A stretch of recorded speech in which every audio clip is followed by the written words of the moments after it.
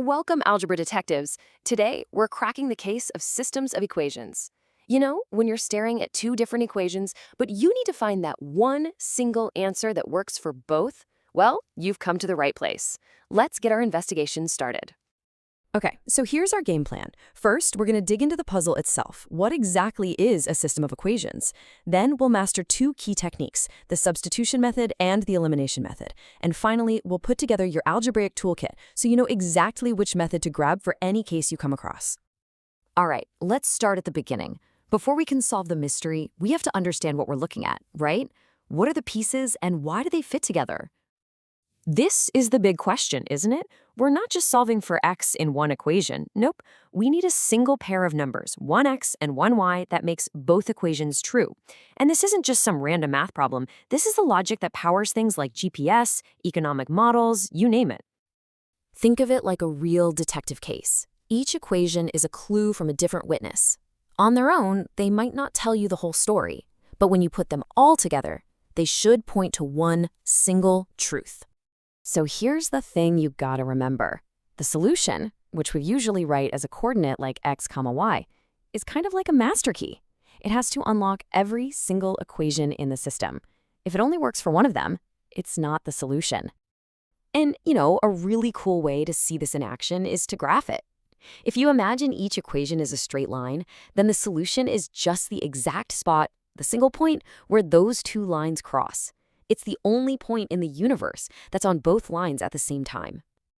But, and this is a big but, as our source material points out, graphing is great for getting the idea, but it's not always super accurate. What if the lines cross at a weird fraction like 13/7? Or what if your hand slips when you're drawing the line? That's why we need some rock-solid algebraic methods. So let's get into our first technique, substitution. I love this one. I like to think of it as sending one of our variables undercover. We figure out its secret identity in one equation, and then we use that disguise to crack the other equation wide open. Now, this is our standard procedure, just 4 steps. First, get a variable by itself. Second, take what it equals and plug it into the other equation.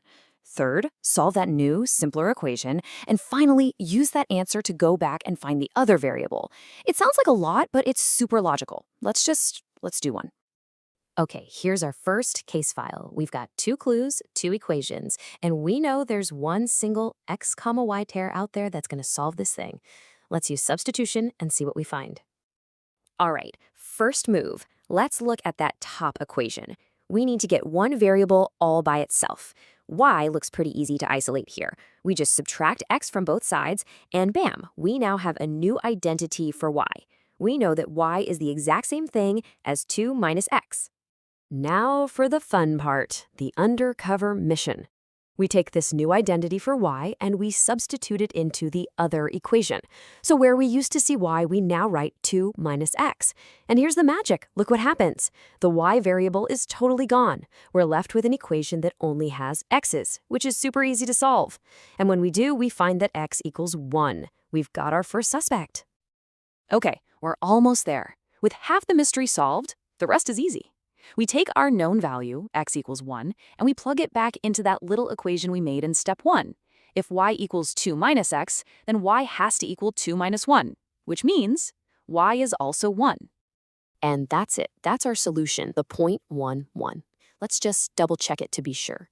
In the first equation, does 1 plus 1 equal 2? Yep. In the second, does 2 times 1 minus 1 equal 1? Yes, it does. It works for both. Case closed. Okay, next up is our other big technique, the elimination method. Now this one's less about being sneaky and more about a direct confrontation. We're going to line up our 2 equations and add them together in a clever way so that one of the variables just disappears. Let's try this out on a slightly tougher case. See, with this one, trying to isolate x or y for substitution would get pretty messy with fractions.